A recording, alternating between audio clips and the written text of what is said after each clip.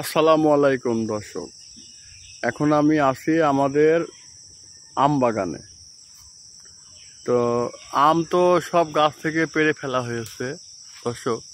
গাছ দেখেছেন সব ন্যাড়া, মানে মাথায় যারা টাক করে চুল নেই, তেমনি গাছেও আম নেই, ন্যাড়া। তো এখন বাগানে অনেক কাজ, কচু গাছ সব পরিষ্কার করতে হবে, তারপরে বইটা চষতে হবে, সার দিতে হবে। আর দর্শক, এই যে কাঁঠাল গাছটা একদম নিউ কাঁঠাল গাছ। কাঁঠাল মাত্র 2টা হয়েছিল। এই যে কাঁঠাল দুটো আমি পাড়া হলো, 2টো কাঁঠাল খুব সুন্দর সাইজ, গা একেবারে তলতলা, মনে হচ্ছে পাকা এবং এঁচোড়, দুটোই খুব ভালো হবে। দর্শক, মাঠে আসলে অনেক কাজ ফুরায় না। আর এই যে দর্শক, সেই চিঙ্কু মস্তান এখন এই যে গাছের ওপরে কাঁঠাল কাটার জন্য মস্তানকে টিনের এই ভাঙা তালে উঠিয়েছি। কি বলবো, কাঁঠাল আনেন। চিঙ্কু মস্তান বুঝতে পারিনি গাছে একটা পাকা কাঁঠাল ছিল।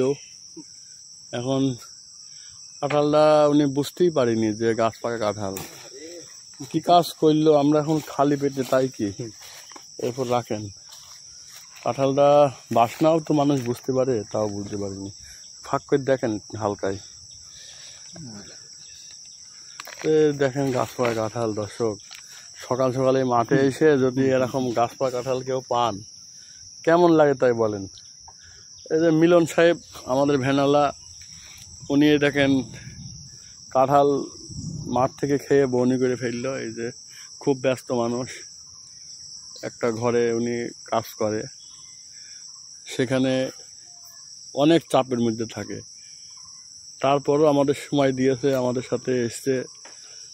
তো যাই হোক দর্শক, সকাল সকালে মাঠে এসে যে গাছ পাকা কাঁঠাল পাবো, এটা আমাদের ইচ্ছার বাইরে আর কি। পাবো এটা আমরা ভাবতে পারিনি। যাই হোক, পেয়েছি, ভাগ্যের চক্কর।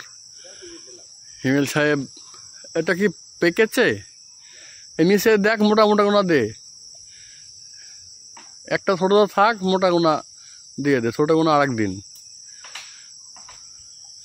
তো যাই হোক, হিমেল সাহেব কিছু করার আগে আমার জিজ্ঞাসা করে, কিন্তু কাঁঠালের মনে হচ্ছে বোটাটা নড়া, এই কারণে ও ঠেকাতে পারিনি, কাঁঠালটা পড়ে গিয়েছে। কোনো ব্যাপার না।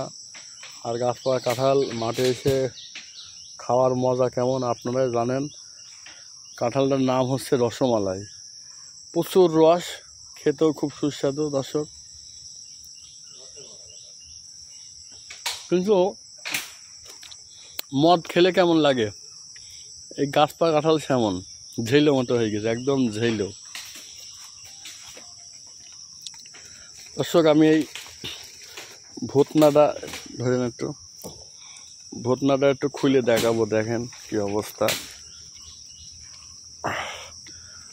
আপনারা তো গাছ পাকা কাঁঠালের যে অনুভূতি, যাদের কাঁঠাল বাগান আছে তারা তো জানেন গাছ পাকা কাঁঠালের কি একটা অনুভূতি। আর যারা মাঠের সাথে সম্পৃক্ত, তারাই এই বিষয়টা অনুভব করতে পারবে।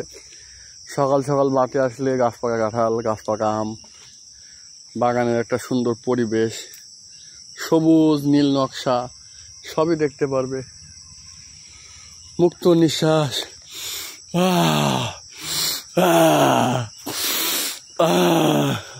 কি স্বাদ, মুক্ত নিঃশ্বাসের কি স্বাদ, এটা বুঝতে পারবে।